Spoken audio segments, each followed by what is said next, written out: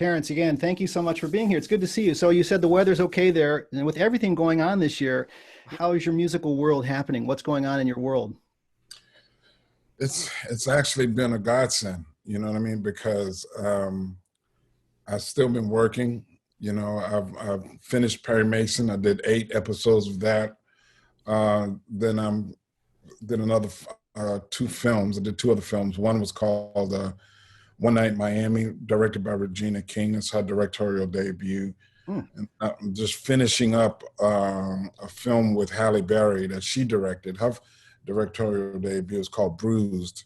Both films have just premiered at the Toronto Film Festival, man, and to rave review. Both films are really good films. They're very, very different, but very good films.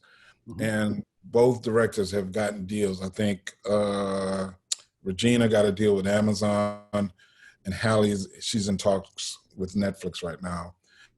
And then when I finish that, you know, my second opera is going to premiere at the Met the fall of 2021. Mhm. But we want to make some changes to it. So when I finish this, I'll switch over to that. Fantastic. Well, there's so much that we can cover in your career.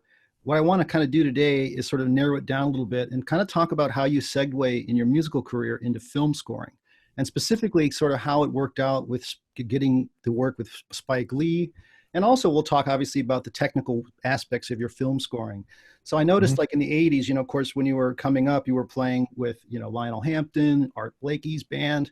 And how did it work out that you sort of, I noticed that the first thing you played on was Do the Right Thing. Yeah. So how did that gig happen?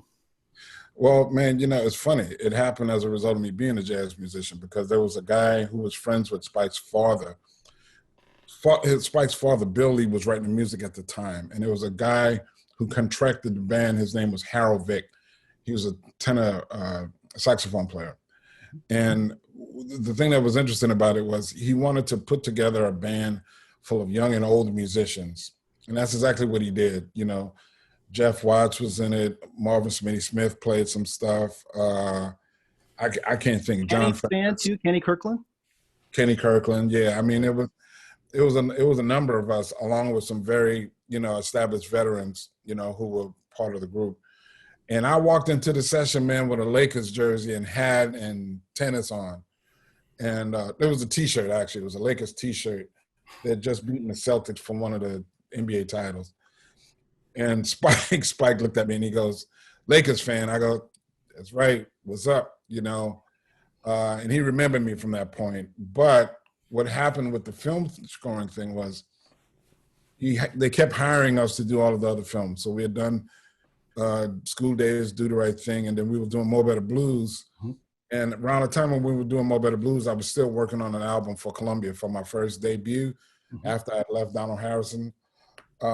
And I was sitting at the piano, man, playing this idea of a song that I was writing for the album. And Spike heard it and loved it and asked if he could record it for the film. And I said, sure. And we recorded just as a solo trumpet piece at the time. And then he literally got back to the editing room and they tried to add like train sounds and stuff.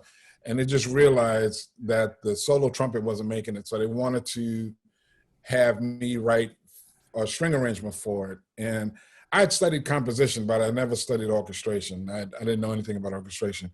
But he asked me if I could write a string arrangement for it. And of course I lied and said yes,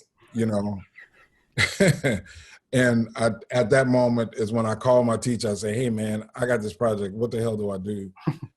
And he talked me through it. And I remember writing the arrangement at that moment, and bringing it in just from playing it on the piano and writing out for strings, woodwinds, and brass.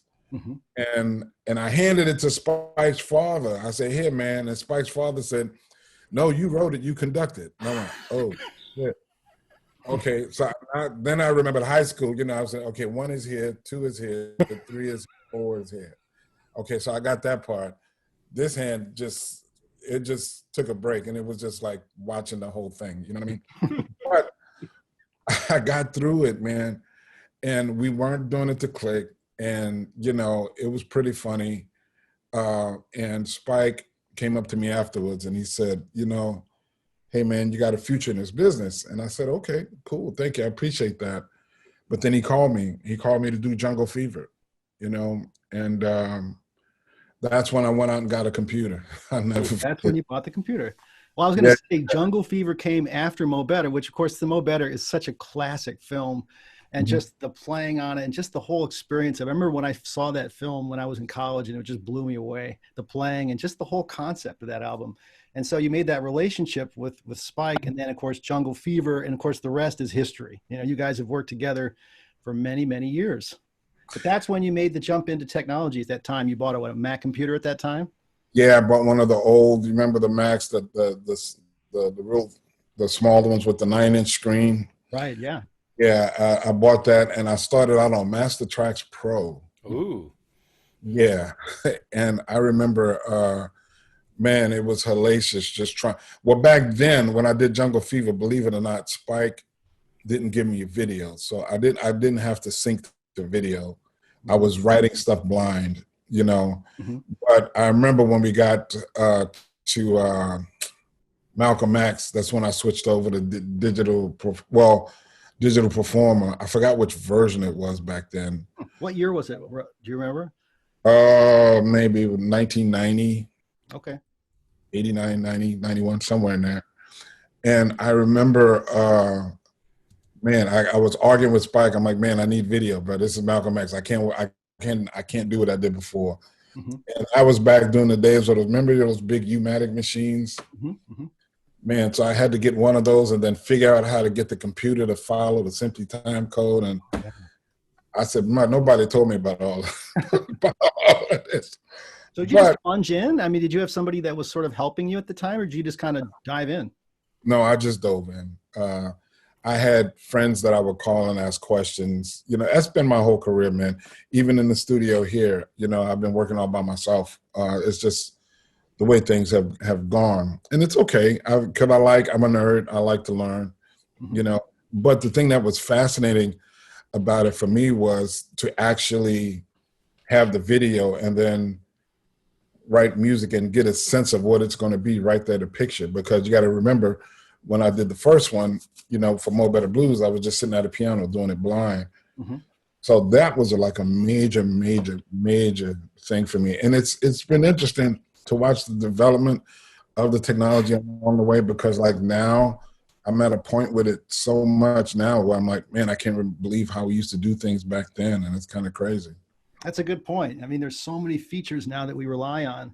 Well, you know, it's interesting, you know, with the long relationship that you have with Spike, I'm just curious nowadays, when he's working on a film, does he actually use temp music at all? How does that work with him? He doesn't. He kind of leaves it up to you. No, as a matter of fact, you know, I got the job with Halle because Spike called Halle and they were talking and he just mentioned my name and she was like, oh, if I could get Terence Blanchard, that would be great. And so we started talking. And I remember having a conversation with her and Spike was talking to her about the process. And her film has temp all over it, right? Mm-hmm. And she's starting to experience what most people feel when they have a temp and then you bring in demo music, you know? And I got to tell you, one of the what's been really cool about DP for me is that the audio portion of it, to me, it sounds so great. You know, I have Apogee interfaces that I use, and I have great reverb plugins, Liquid Audio. I have a lot of great stuff. But anyway, when I first started sending stuff to her, she wasn't feeling the sampled cello, you know. So the guy who was featured in the score, he's a friend of mine. His name is Malcolm Parsons. I had Malcolm just record at his crib, man. He would send the stuff to me. I would import it into DP. I would I use Black Hole a lot, and I was using some delays on the cello and send it back to her, and she loved it. And it, you know, and then what was funny, here's the only problem with the technology being too great. You know, she started to confuse that with being the final. And I'm like, no. Which then brings up another point though, Terrence, like to what extent do some of these things stay? Like pre-records, things in the computer, or does everything get replaced? No. A lot of things stayed. Like, and that's what I was going to show you. You know, with Perry Mason. When I was doing Perry Mason, you know, damn near everything that I did here stayed. There was nothing that was being replaced because you know, some of the live musicians we tracked in L.A. and then the stuff when I played my horn and some percussion stuff. If you can see that glass in the back, that's my little drum room. Oh, I see. Sure. Yeah. So that's where I would track all of that stuff, and everything that I would do here, I would ship to the music editor. And the reason why I said it's not a final is because even though everything stays, I'm not an engineer. So I love having engineers mix, you know, because then, and the reason why I love doing it that way is because it's another set of ears.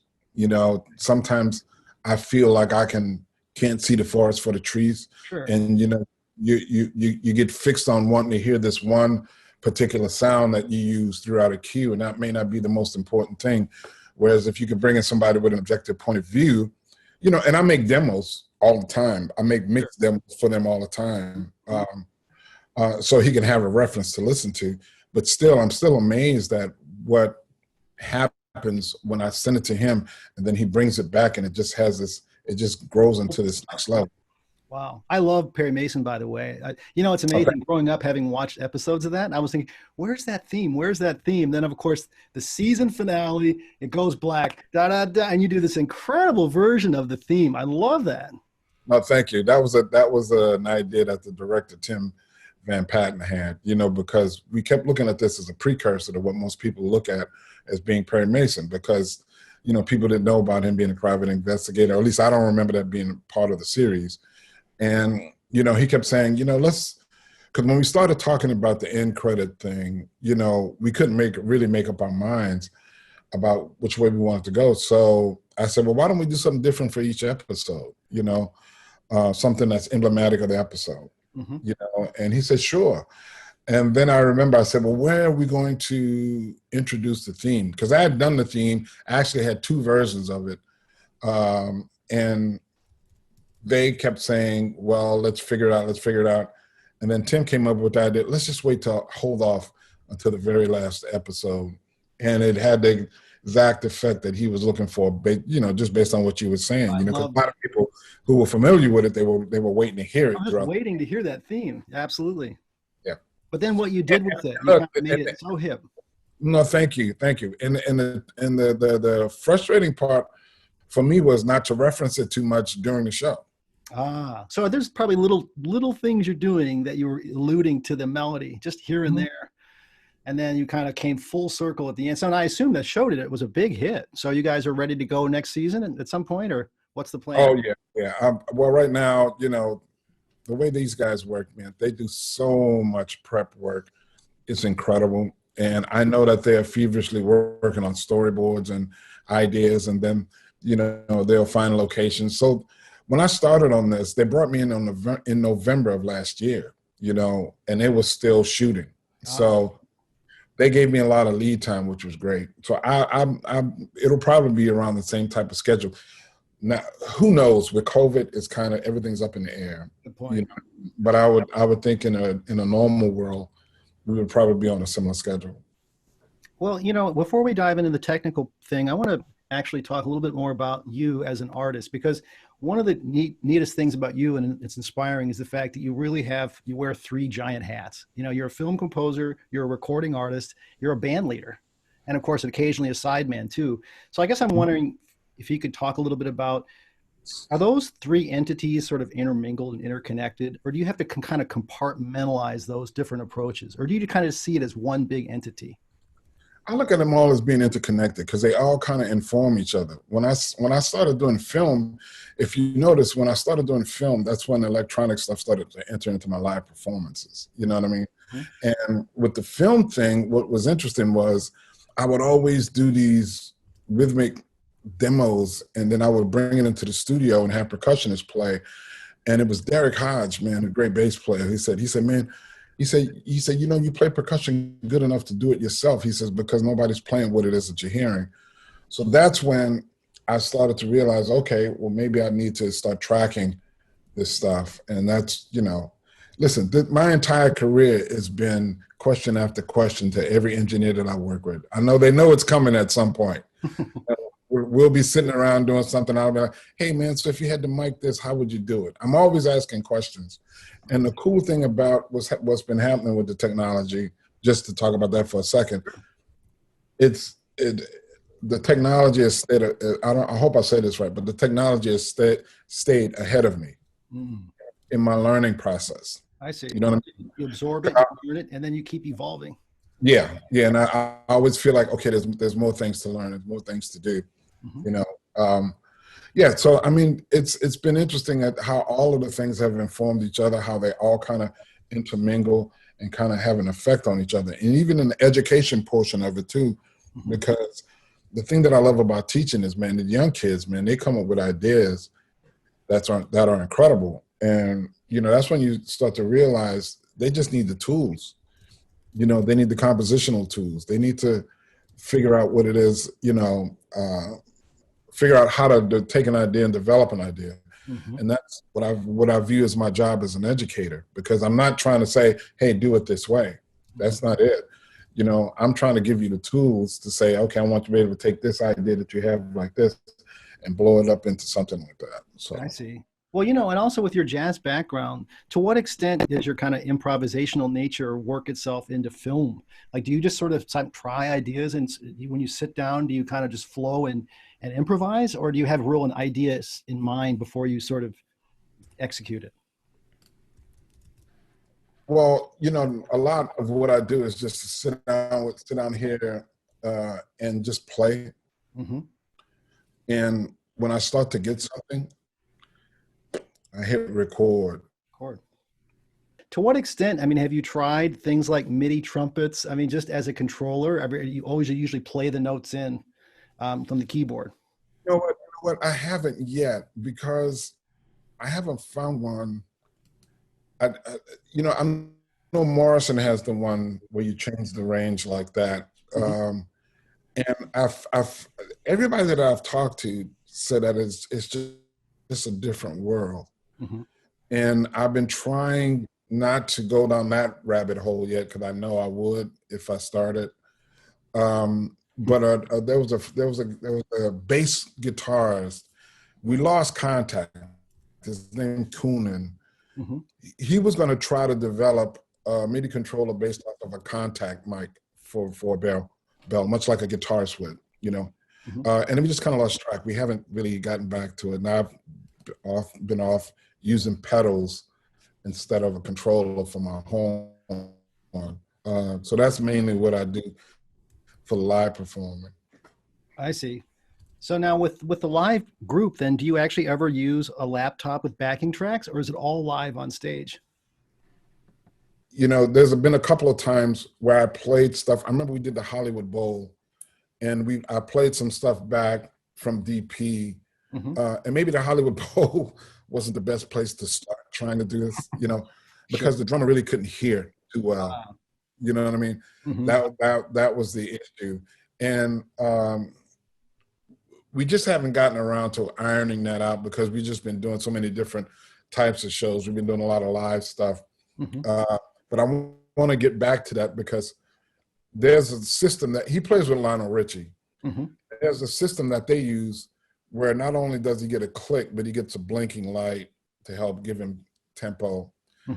So those are a couple of things we want to try to figure out how to do. But for the most part, we've been playing live. I see. Well, feel free to reach out to me or to any of us. We're happy to help in any way.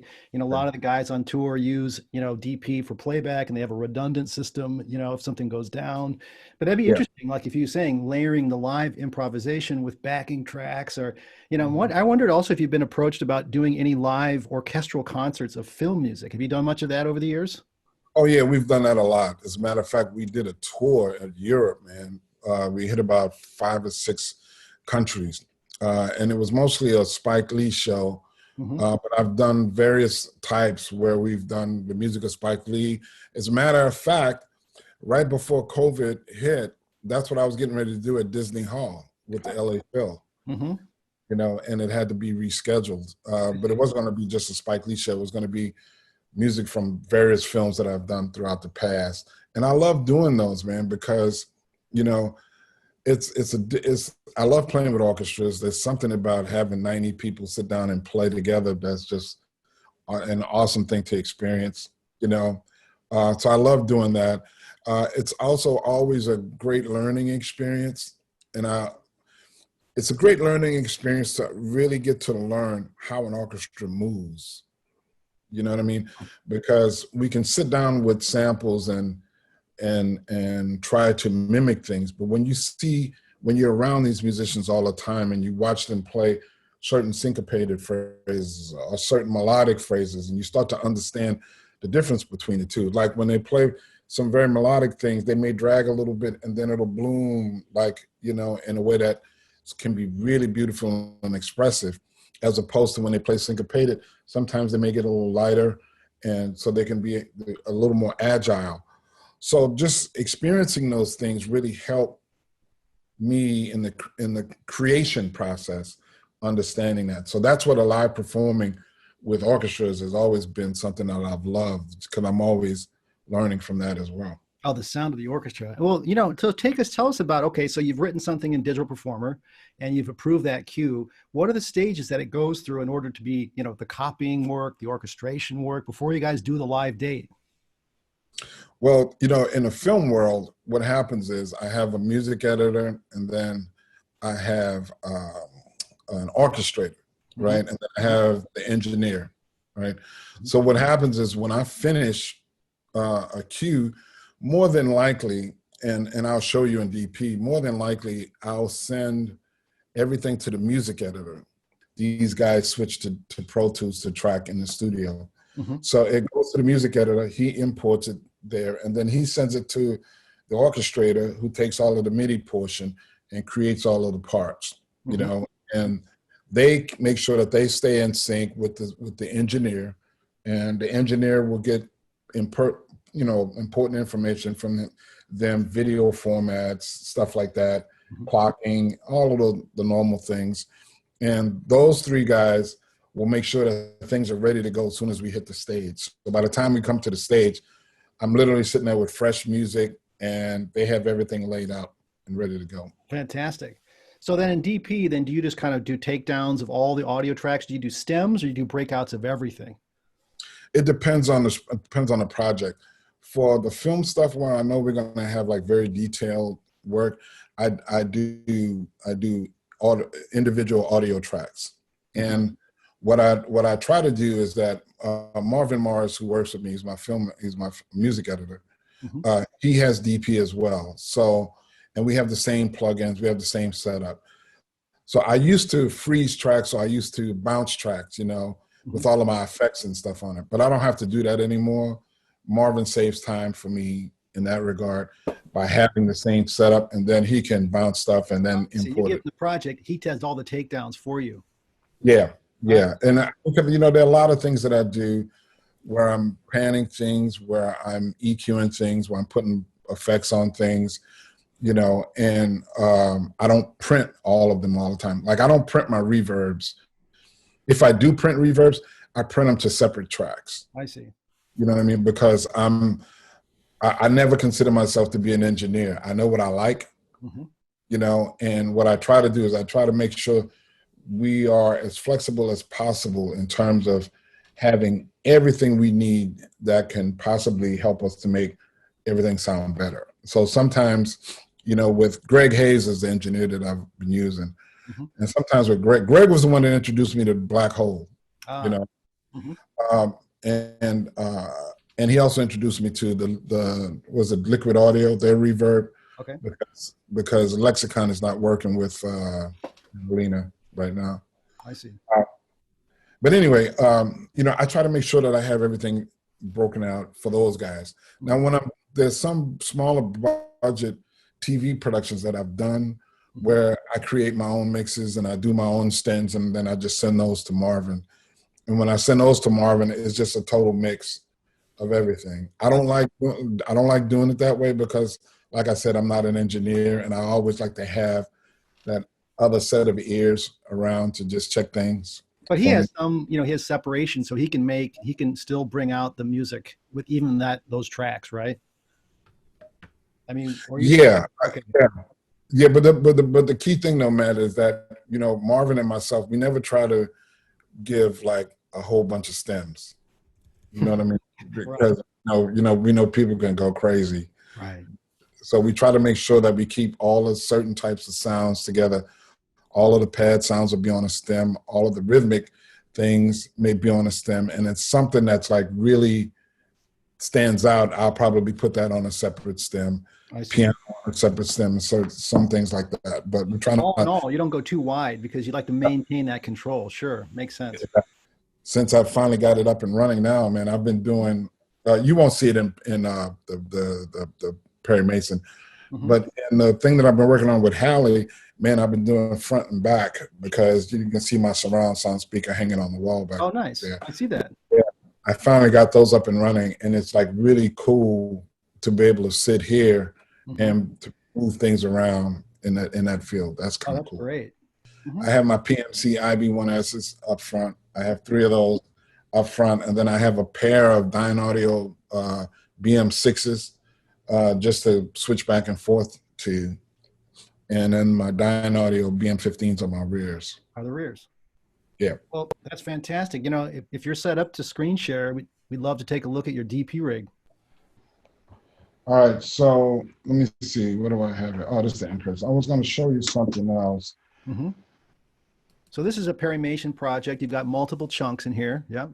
Yeah, I'll show you. So here, it's the entire reel. And at the top, you'll see what I normally have a reel file, because when I'm finishing a scene, I'll make a stereo mix and I'll come in here and I'll watch the entire reel.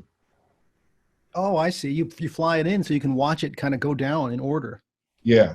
Got it. Yeah. So I watched the entire reel here.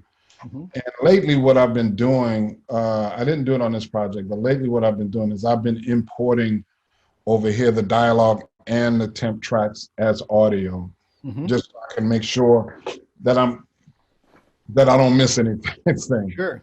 So you just import the audio from the movie window, right? Yeah. I see. Sure.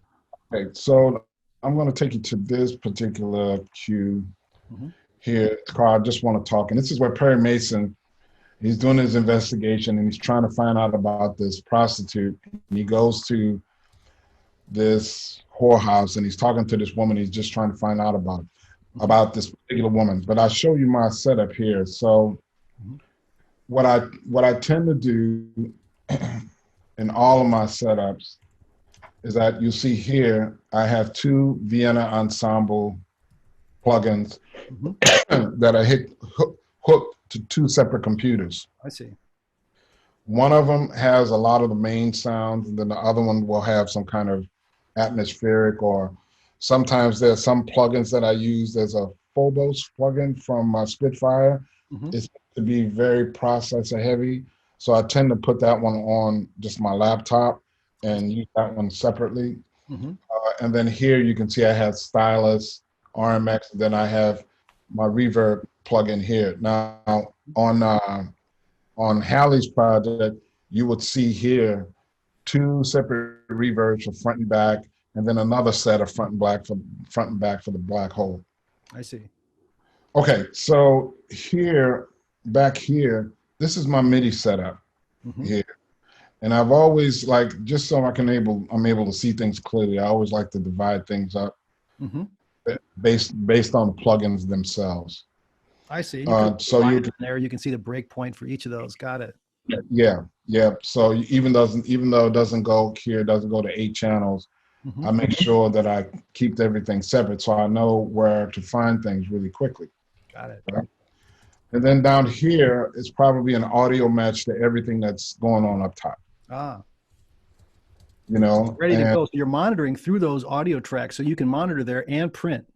Oh, I'm monitoring all the time through the audio tracks. Got it. All the time. And then what happens here is that I'll go through in here and when I'm ready to print, I'll hit record, and then I go through here to my mix, and I try to make sure that I have those audio tracks assigned here so I can listen to and watch. And then normally when I'm doing that, I always bring up this one though. Got it. So you can check your levels. Yeah, all the time. Are you able to kind of, when you're making those separate audio tracks, are you able to make a full mix at the same time? I try not, like again, I try not to make a full mix. Mm-hmm. You know, what I tend to do is I'll come here and I'll start to mix things through, and I'll get levels to where I think they sound kind of okay. Mm-hmm. And then once I do that, let me show you. I'll highlight all of these tracks. Mm-hmm. Yeah, and then I'll go to bounce tracks. Mm-hmm. In other words, you select all the audio tracks and you do a bounce.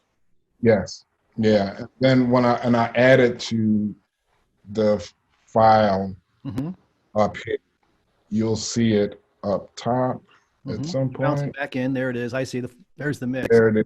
Right. And then I'll copy that. And first thing I do is I remember my time code right up here. Mm-hmm. And then then I'll go to my reel, and that's when I'll plug that in. Mm-hmm. And then I'll drop it in. Got it. Okay. You'll drop it in right at the time code. Yeah, and remember how those files also have a timestamp, so they'll also spot, but you can, like you said, manually drop it into time code. Yep. I love doing that. And I didn't do it on this, but I also put markers there as well. Got it.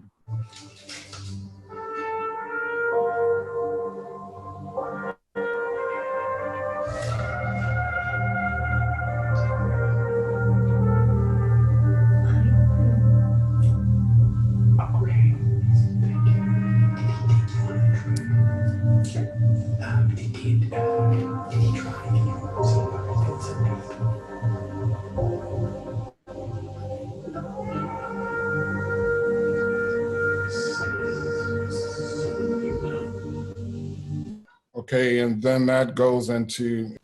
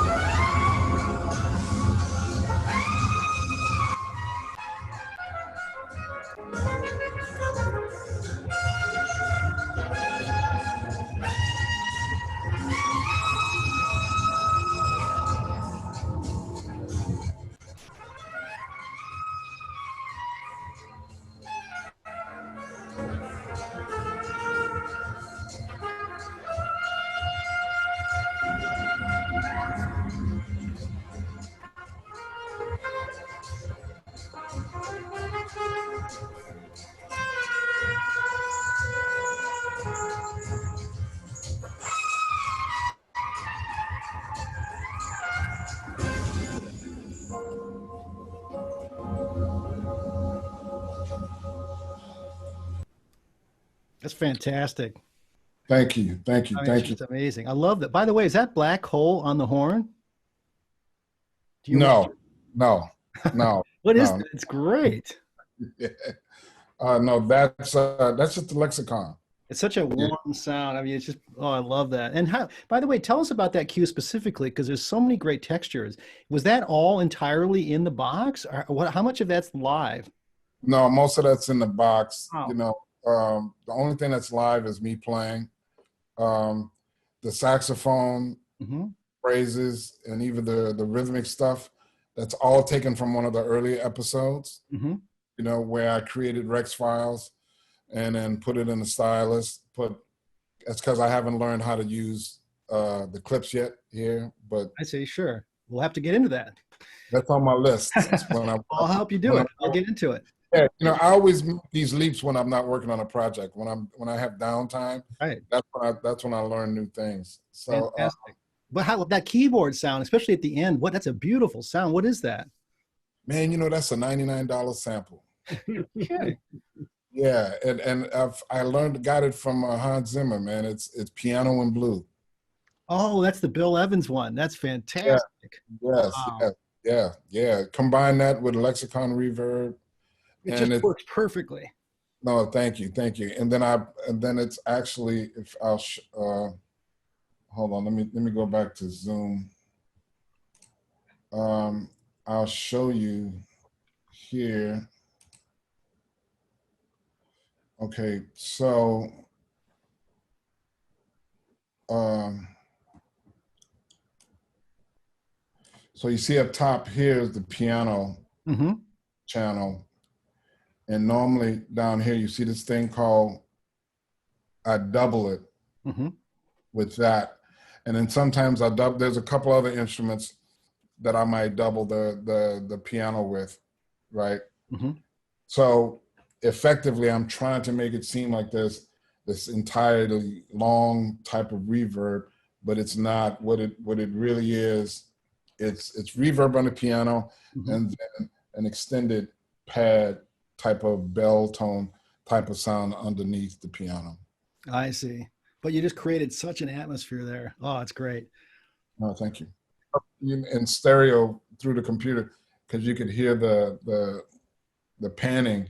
That little panning plugin, man. That plugin and the delay plugin from MOTU, I use all the time. Fantastic.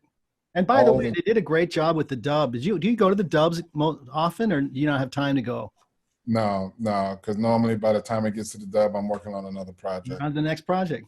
Yeah. But it's so great looking into your DP world. Like you said, I mean, I see, you've got all these chunks and markers, and you've got all these virtual instruments, Vienna Ensemble Pro. I mean, man, you're as technical as anybody. I mean, it's great. Well, look, man, when it came time to do my opera, I used it as well because I used it to create lyric sheets. Oh, is that right? Tell us about that a little bit. Yeah, man. When I was working on my last opera, Fire Shut Up in My, even if both of them, I would have a vocals plug-in for all of the parts just to hear the lines. It doesn't sound that great, but just to hear the lines. But the other thing that it does, it allows me to create like printed music with the libretto, so we can workshop the piece. So like when we started workshopping the opera, man, I would sit here and I became like a little bit of an expert typing in lyrics, man. And it's really easy to do. I thought it was going to be like an arduous thing, but no, the thing that I love is like once you select the note, boom, it syncs to that note, and then you hit. Yeah. And then do you also use, like, how you can use, you do dashes so you can continue words, and you have breaks. Yes. That's so cool. Like you said, you highlight the note and you're actually feeding text and creating lyrics. That's amazing. Fantastic. And the thing that's cool about that is that, while we're workshopping the piece, I can create new pieces. You know what I mean? So the coolest thing about technology is the fact that along with the software, hardware, like with a laptop, I can go back to my hotel room and sit down and say, oh, okay, well, tomorrow I want to, we want to make these changes here. And I just go and I do everything in DP. That's amazing. Yeah. How do you deal, Terrence, when it comes to, let's say, you play in a part and you want to be able to create kind of a swell, a little bit of motion or dynamics. Do you usually draw that stuff in? Do you use, how do you do that kind of work? Yeah, I'm glad you asked that. I was trying to think if I had that in any of these sessions. Okay, I'll share the screen just again. I only have it on the sax, the little sax loop here, but generally I do it all the time. So you see this, you see the sax loop. That's part of the. Let me see if I can solo that.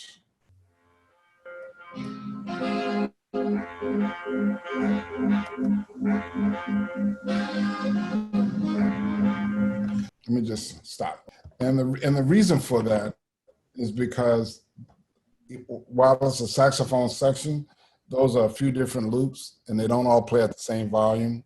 You know what I mean? Right. And I just wanted to create something so that the engineer could have something. So when I made this stereo mix, I had to go in and automate stuff. And it's in terms of effects, I don't have it on this particular, but like on Halle's movie, man, I'm a big fan of taking audio and recording it and reversing it, and then putting in fade-ins, swells, doing all kind of, fader moves to help get things moving, you know. I'm a huge fan of that. I'm a huge fan of taking a panner and automating it just to move some things back and forth. Oh, nice. And then of course, you know, I don't do it as much here because I got this new controller keyboard, but I used to have one of the older M audios that had all of the faders and knobs on it. And I would do MIDI learns for filters, like an Omnis. Fantastic. Yeah. So you do that, you do the MIDI learn for the plugins, and you're able to, now you said you've got the new controller. Do you still have buttons and knobs that you can assign? Not on this thing. This is just like a piano. I love the way the keyboard felt. This is the plain one that's just has the keyboard on it. Like a weighted action kind of thing? Yeah. So I'm in the process of trying to figure out which controller I want to get, you know, because in LA, my place in LA, I have the Extreme, the 8 channel Extreme, and I use that a great deal. But I know you probably can't see, but I don't have much room for one here. So I see. Sure. I'm trying to figure it out. It's so nice, like you said, to get something at a small footprint where you could grab some knobs and have some sliders and things like that. Yeah, absolutely. Yeah, because the thing about working on something like Perry Mason, you know, it's a lot of things are automated. You know what I mean? It may sound natural because most people, when you say automation, they think it's like for these very sweeping kind of things. You know, sometimes I'm automating an EQ, you know, because I want a pad to get a little darker as the scene goes along. Or sometimes I'm automating a fader so that the pad doesn't swell out of control, or I'll put a compressor on it or something like that. There are a lot of different things, but it's all, for me, it's all problem solving. That's the way that I look at it. It's you know, I tell my students all the time, if there's something bugging you about something that you're working on, something's happening, go in and try to figure out and solve the problem. It could be something as simple as an envelope on a sound, you know what I mean? Or an envelope on a filter, you know, or something like that. I got into this one thing, man, in Omnisphere, you know, where I started creating these filters in rhythm. I remember I did one where I put the amplitude filter in, I think it was 5/4, and then I put the filters in 7/4 against the 5. And, you know, it really creates a lot of cool kind of effects. And love that. Yeah, you know, all those little subtle things that like add to such no static things. Everything's fluid. Love that. Yeah, and listen, with DP, there's so I wish there was some other way I could show you guys. There's so many things that I do with the program where automation is like paramount because you're doing it to picture.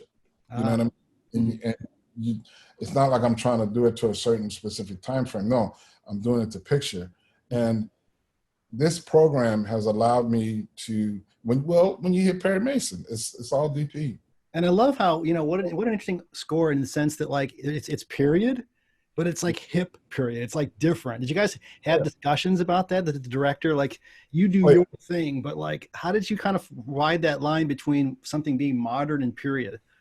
Well, that was the first thing that I told them. I said, because I remember they sent me a trailer that had some old music on it, and it was cool. I'm a jazz musician. I love that stuff. Sure. But I didn't feel like it was current, you know. And I said, you know, man, you made Paul Drake African American, you made Della Street a lesbian or gay.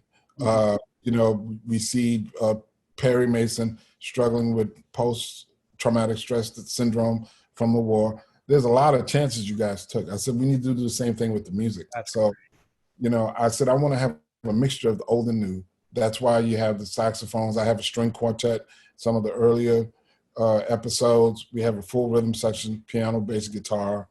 And what I did with the first five or so episodes is this: I tracked all of those guys. They did it separately, right? And then the engineer gave me dry mixes, not ambient mixes, but dry mixes of all of that stuff. And I went through and created Rex files of damn near all of it and used it for later episodes. Wow. Well, you know something, I think there's an Emmy in your future. No, thank you. Thank you. I mean, that's a no-brainer. No, but thank you. I mean, but look, man, it literally, it's based upon your own imagination. That's the thing that I've come to learn. Your own imagination and understanding the technology and its strengths and its weaknesses. You know, so with DP, like one of the things I didn't show you guys, one of the most important things for me is templates. Templates, because I was working on at one point 2 movies at the same time, One Night in Miami and then Halle Berry's movie Bruised, right? And man, the templates were the thing that saved me, because as soon as I got everything set up for One Night in Miami, you know, I'll show you here. As soon as I got everything set up for One Night in Miami, I would go in and see that ONIM, that's One Night in Miami. I see. Yeah, and down here is Perry Mason, right? And then here's a film preview thing that I just created when people send me reels and I just want to watch the entire film reel by reel. I created a template for that, and it's basically just 4 tracks where I allow the audio to come in, and you know, and I can monitor stuff real quick. And then here's Halle Berry's movie Bruised. You know, and all of these are kind of new. My old ones are in here because I just bought this new Mac, so that's why you're only seeing the. Oh, fantastic! You got the new Mac Pro. Yeah. So that's why you're only seeing those projects. But got it. No, I always used to crack up laughing because I would go to a template and then I would see shit from like years that I had. Remember that film? You know, so you're only bringing in the new stuff. How was your migration, by the way? Did that seem pretty seamless coming over?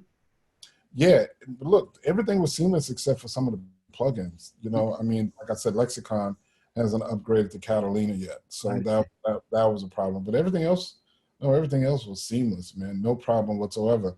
As a matter of fact, you know, that little progression bar up at the top for the processing bar to tell you how much stress you're on. It was great to see that thing go down. Finally, it's dropped. Do you like to run your buffer pretty low, Terrence? Like, you know, where do you typically run? Oddly enough, man, I typically have it at like 1056, you know. So you just monitor upstream, like from the Apogee? Like, do you have like direct monitoring set up so you have no latency when you play? Yeah. Cool. I mean, I try to, and if there is a little bit of latency, I go back in and I make the buffer smaller. You know what I mean? Everything else is a breeze. It works well. It makes my life easier, and it helps me keep track. Because when I first got in this business, man, you know, my samples were all hardware samplers. So, you know, try to get a setup, man, that was a pain in the butt, and trying to save it to disk and everything. But with this, along with, in conjunction with Vienna Ensemble, the two, they work together so well. When I get a setup in DP and a sound palette in Vienna, I hit save in DP, and DP saves everything. Saves it all. Wow. Saves it all, and it loads it all, which is killing for me. Wow. You know, it saves so much time. So that's why I spend most of my time if I'm working on a project. I spend most of my time getting set up. You know, and because once I get set up, I'm always making changes throughout the project, but they're minimal. You know, I'll go and I'll find a new sound, and I say, oh, okay, or I'll go and I'll try to program something, then I'll add it, and I may switch it out or add it to the thing. But I'm starting from a really nice point where there are a lot of things that are already mapped out and laid out where I don't really have to think about it. Fantastic. God, there's so much we could cover. I mean, it's so fascinating peering into your world. Hey, would you be okay with taking some questions from some of the people on the? Sure. Fantastic. Let's do that. Terrence, this is amazing. Thanks so much for giving your time so willingly. It's really cool. Thank you. I have actually a question and a comment. One is, when you go to print horn parts, are you doing it right where you're sitting? Do you do them in your room you're in, or do you have a booth? Or no? If you can see back there behind me, there's we created a drum booth back there. So this room is wired to that room. You know, I have my Grace 802. Great. You know, Yep. And it's wired to the room in the back. And so you're when you go in there to do that, are you doing your own engineering? Are you starting and stopping record for yourself?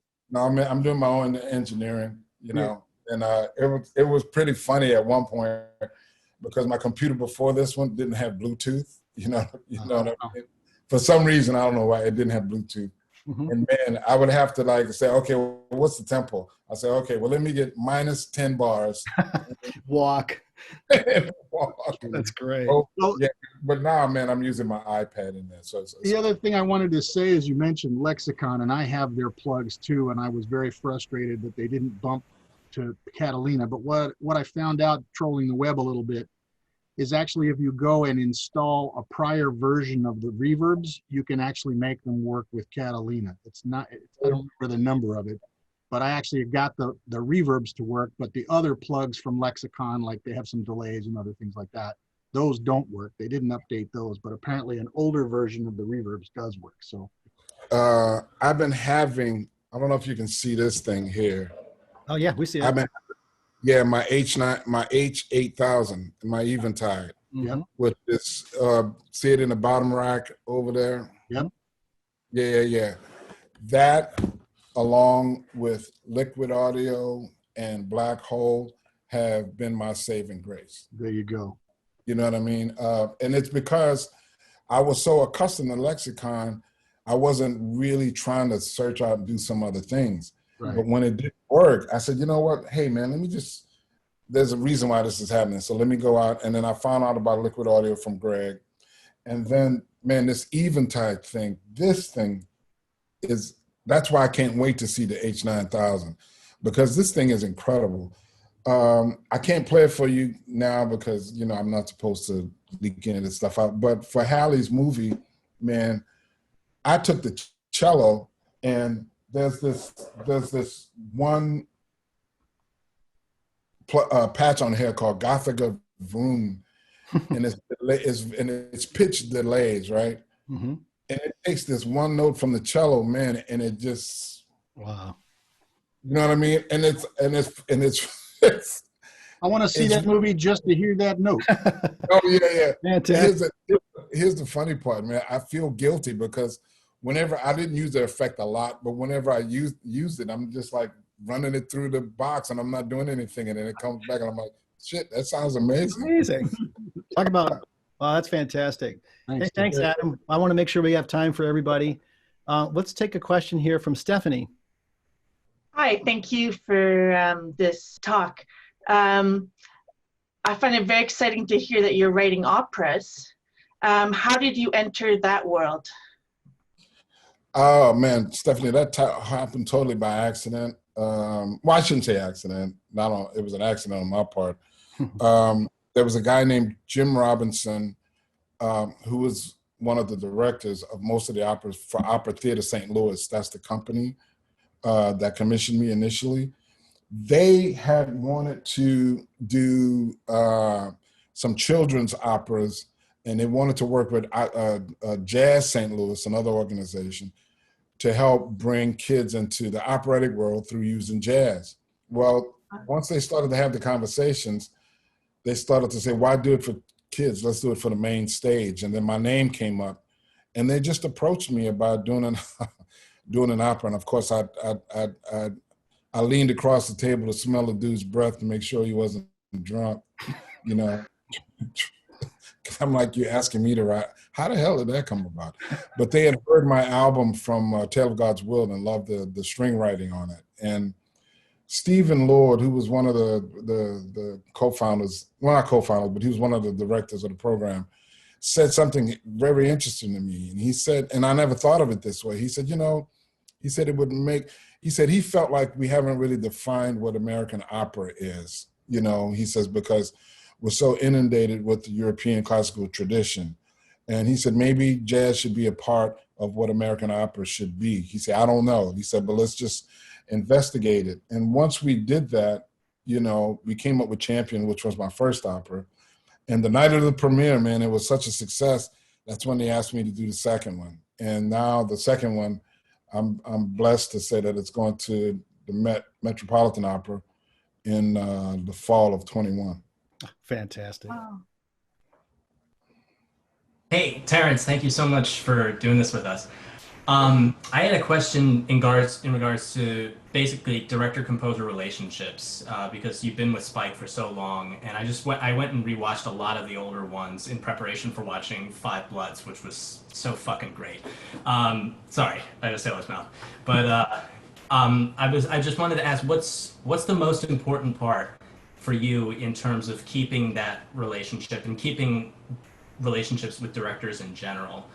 How do you keep them fresh? How do you keep them interesting, and cordial and all that? Well, it's a lot of it is a partnership. You know what I mean? I had a friend of mine, you know, who used to play professional football, and we were talking about this just in terms of team building, right? And one of the things he said to me that, because I kept saying, man, you know, I'm a Saints fan. Mm-hmm. One of the things I kept telling him, I said, man, how come my defense can't blah, blah, blah, blah, blah. And then he said, listen, man, it's hard enough trying to find capable guys. Then you have to find guys who are on the same page. And I was still screaming at him like, yeah, but blah, blah, blah. And then he turned to me and he said, what is it like running your band? And I went, damn, got it. I know exactly what you mean. So a lot of it is like, it's a luck of the draw, I hate to say, because, you know, you want to work with people that are open and people of like minds, because there's some directors that I've worked with in the right at the beginning of the project, I can tell I'm not going to work with this person again, you know, and it's just a mutual thing because we're not on the same page. We're not vibing the same way. And that's okay. You know, there's nothing wrong with that. You just have to recognize it and be comfortable with it. You know, I've been blessed to have great working relationships with Spike, Casey, and now with Regina and Halle and some other people that I've worked with, you know, Ron Shelton, a lot of great people, you know. And the most important thing about all of those relationships is not to lie. It's to be truthful and to be honest about what it is you're feeling, you know what I mean? But still be respectful. I'm never trying to prove somebody wrong, you know what I mean? Because there's no right or wrong in that regard when it comes to creativity. In my mind, it's all about choices, you know? And one of the things that you have to really become comfortable with is somebody having a choice that's totally different than yours, you know, and still being able to be creative. Because, you know, I remember Spike said something about a journalist one time critiquing his movie. The guy was so, like, he was nitpicking about every little aspect. And Spike said, man, that's your movie that you're talking about. That's not my movie. That's the movie you want to make. You know what I mean? So when you find yourself in situations like that, that's generally what that is. You always have to remember, as a composer, I'm there to help somebody else tell their story. And I guess it's easy for me to do that because I have a career as a performer where I go out and I do exactly what it is I want to do. You know what I mean? So I can see the difference between the two. And I have a lot of friends who come up to me and say they want to be film composers, and I go, no way. There's no way you can be a film composer because you can't put your ego aside. It's hard. It's going to be hard for you to do that. You know, in these situations, that's what has to happen. You know, but here's the other side of that coin, though. My relationship with Spike is such that he trusts me so much that people don't believe this when I say it. When we're working on a film, I give him demos of melodic themes only on the piano, right? And he'll hear them, and we'll have a meeting that accomplishes two things. We spot the film, we go scene by scene to figure out where music should go, and then he will assign those themes to either situations or characters, right? He doesn't hear anything else until we get to the studio to record. Now that's unusual. That's you know what I mean? But, yeah. But the thing about that trust is that when somebody trusts you like that, I try to tell young directors this. You have to realize it has that counter effect from what you may think. If somebody trusts me that way, I work harder to make sure that I don't betray the trust. You know what I mean? Like I try to make sure that I dot every I, cross every T twice, you know, to make sure that I'm covered because somebody is putting that trust in me. I try to make sure that all the music is done, you know, I'm not in the studio writing music.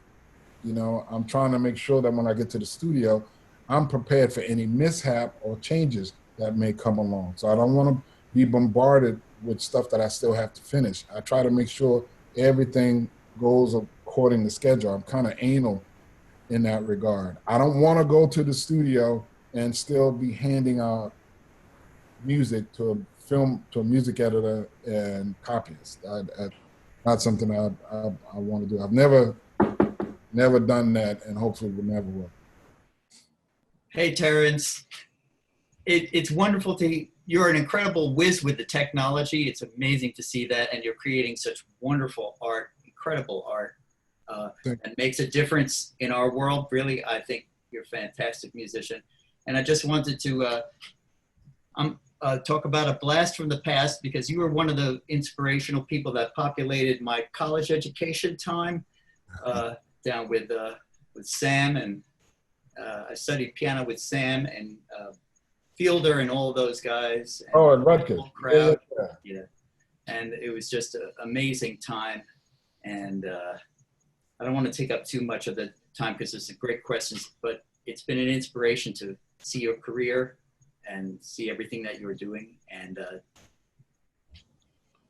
well, thank you for saying that, man. You know, one of the things about whenever I hear something like that, it's one of the things that I always try to tell my students, you know, listen, man, it's a journey, bro. You know, this is a journey. This is not like something that happens overnight, you know. And Tim Van Patten, the director of Perry Mason, he's the son of Dick Van Patten, a great TV director. And Tim said something to me that his dad told him, and I thought it was so powerful. He said, man, I don't care what you do.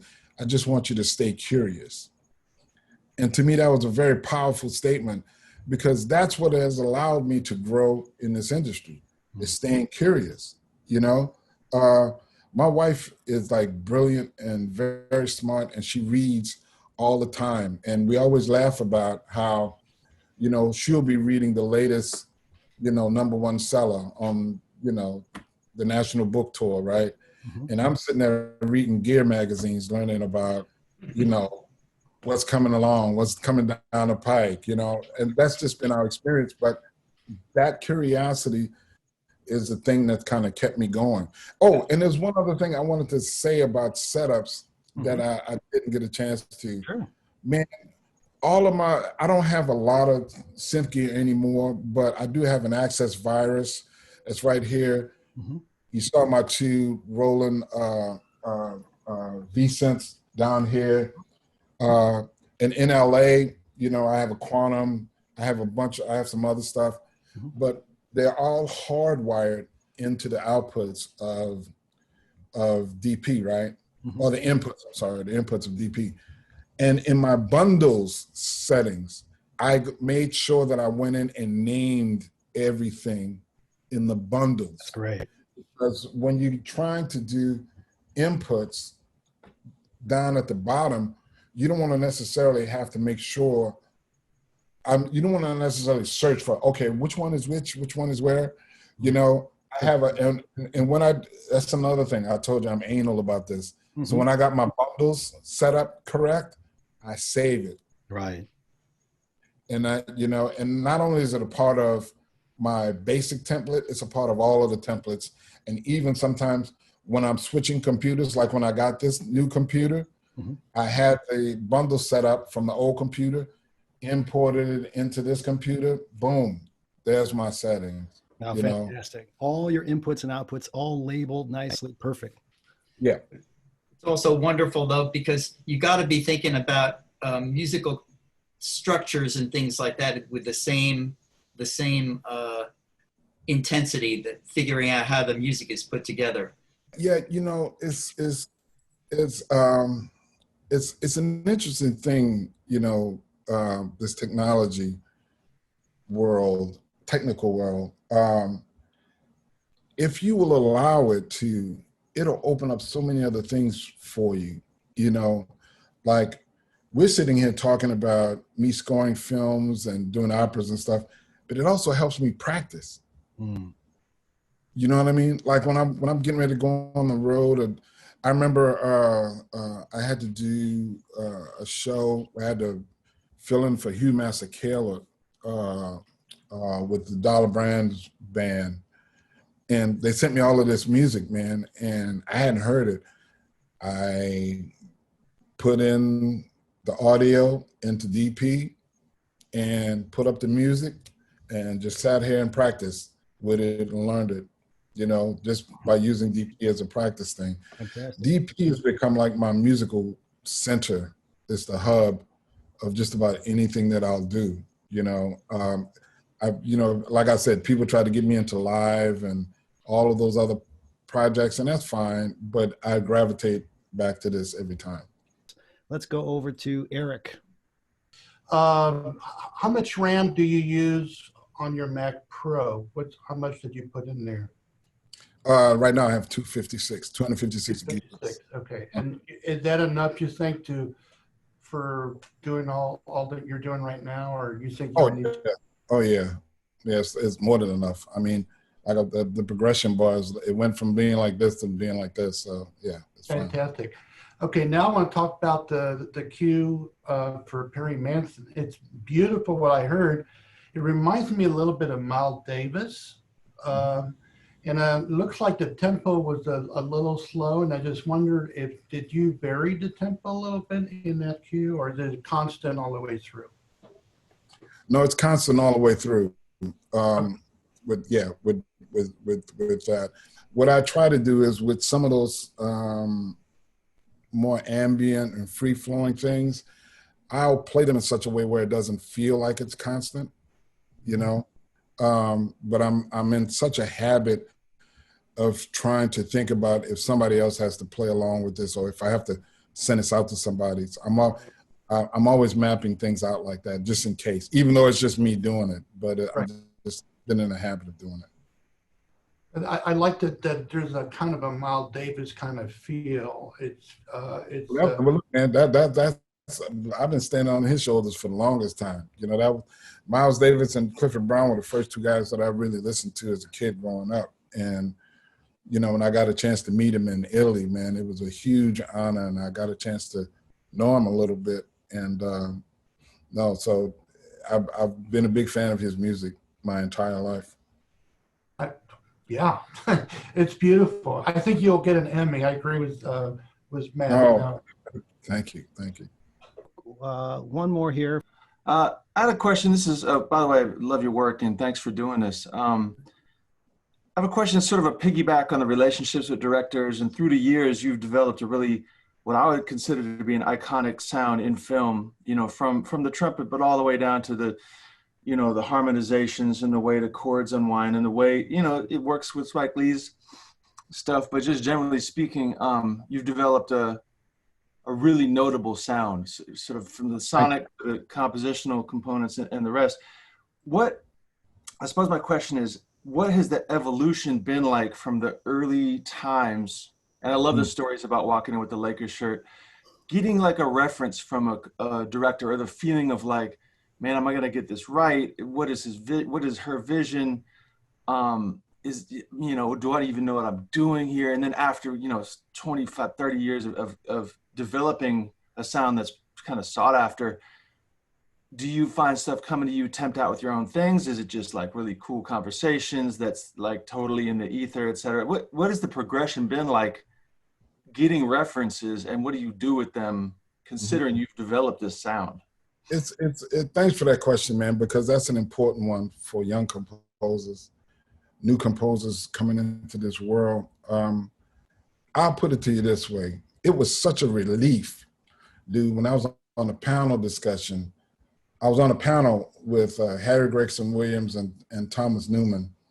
And Tom Newman goes, yeah, man, you know, with every project at the beginning of it, I feel like I don't know what the hell I'm doing, right? And when he said it, I was like, whew, thank you, Jesus. So it's not just me, you know what I mean? So there is that moment of like serious indecision or serious apprehension, you know, because you can look at a project and go, well, what the hell is the sound for this? And then somebody's looking at you, looking to you for answers, you know?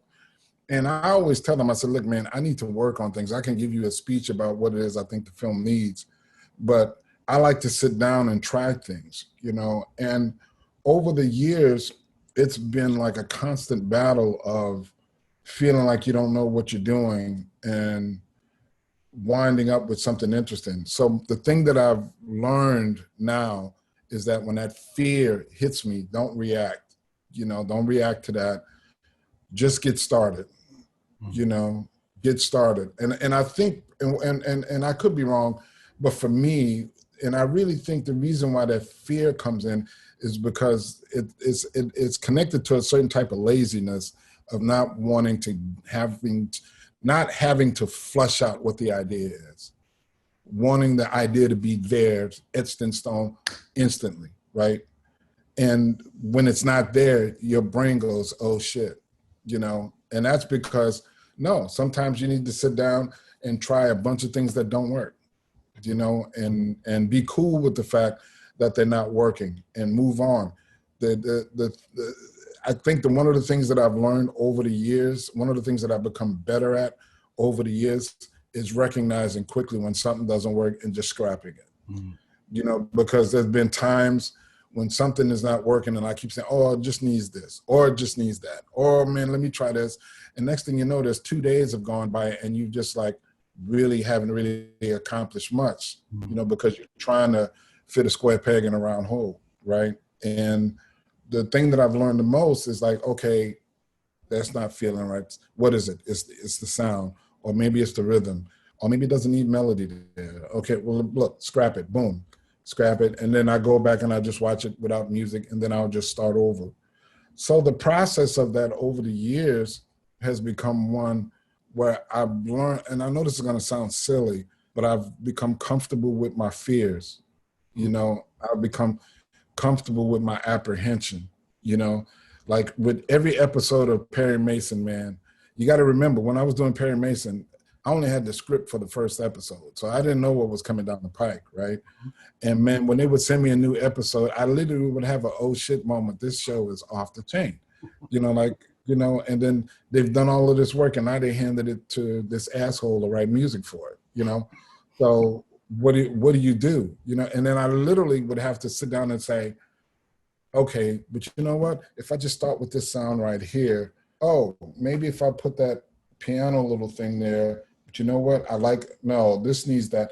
And that process would start to see, it would start to allow me to see what was possible for the show, you know? So if there's anything I would have to say to you about any of this stuff is, just get started.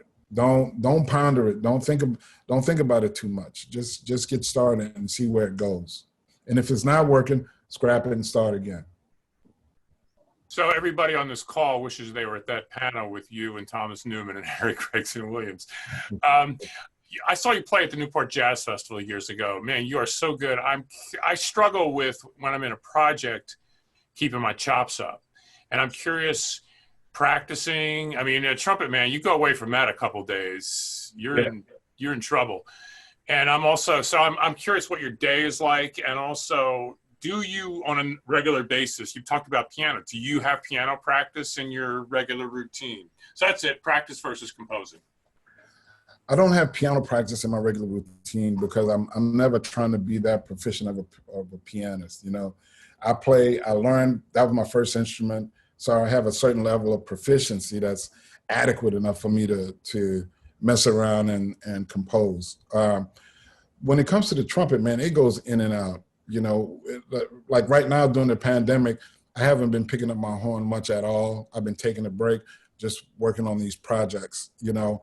But as soon as these projects slow down, you know, and actually I'm looking forward to like just having just practice time.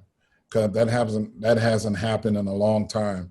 Normally, what will happen is, if I'm working on a project here, I get tunnel vision sometimes. You know, like I'm that dude that, you know, my wife has to stop telling me that one of my arm is around us. You know, stop fingering. You know, I'm that guy. You know, and so when I'm working on a project, man, my mind is like there, you know. So I wake up in the morning. I wake up at around 6 o'clock every morning, and either I'm on a bike ride or exercising, or I'm here, you know, trying to make sure that I get things done. And once I have enough of it accomplished or put together, then I start to think about other things that I can do, you know. But inevitably, what always starts to happen, man, is that I'll become focused on a project, and I'll sit there and go, oh shit, I got a gig this weekend, right? Okay.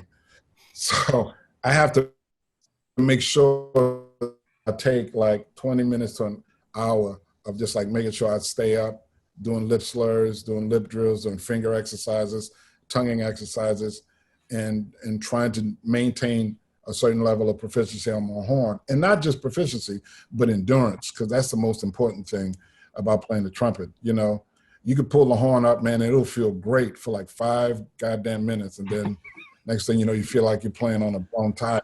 You know what I mean? It's crazy. It's the craziest instrument to play, man, because you have this love-hate relationship with it the entire time. It's like when it's working, it's like awesome. But when it's not working, it's like it's punching you in the face. So that cue we heard, I mean, are you in the middle of it and you haven't been practicing and you can just pull out the horn and sound like that? Well, yeah, I mean, yeah, that happened on that, because I was sitting there saying to myself, you know, I wasn't going to play on the score at all, but I kept saying I need to have something live, some lead instrument. And then, you know, because of the pandemic, you know, I didn't have access to a lot of people. So I said, well, maybe I'll just go ahead and do it. And then when I started doing it, I started realizing, I said, bro, you haven't been practicing. So literally, you know, before some of those takes, what I would do is I would use the melody or whatever it is I'm playing as a warm up. And then I would take maybe about 10 or 15 minutes and then just do some isolating exercises and trying to tighten my corners. And then I would go in and do a take. Well, yeah, I've enjoyed your work and your jazz playing for years. I admire you a lot. Thank you. Thank you. I appreciate that. Thank you. Thank you, Jack. Well, let's wrap up today, even though like we could go on for hours. There's so much that we could cover. I mean, just stories about you in the studio, your film work. I mean, one thing clear, Terrence, is that like, you know, you're the total package, and that's what's so inspiring about you. You know, the technical side, the creative, the compositional side, your taste, you know, it's just such a thrill to have you. And of course, your education, your ability to teach and communicate those ideas is amazing. So we're all just so grateful for you to be here. No, thank you, man. Look, I'm grateful to you guys because, you know, it's been interesting having this relationship with one piece of gear or one platform my entire career, because, you know, it's like an old friend. I have a couple of friends of mine. Sometimes when you guys move commands around, you know what I mean? In the new version, it's like the biggest goddamn thing that's happened. I know what you mean. True. Wait a minute, man! I'm so used to doing this. Right, exactly. But look, it's like any relationship; they all evolve, and I've been you know, very grateful and thankful to you guys for creating this platform, because man, it makes my life so much easier. That's fantastic. And thank you, guys. A big round of applause to Mr. Terence Blanchard. Thank you so much. Thank you, man. Thank you so much. Okay, everybody, be safe, and we'll see you next time. All right, take care.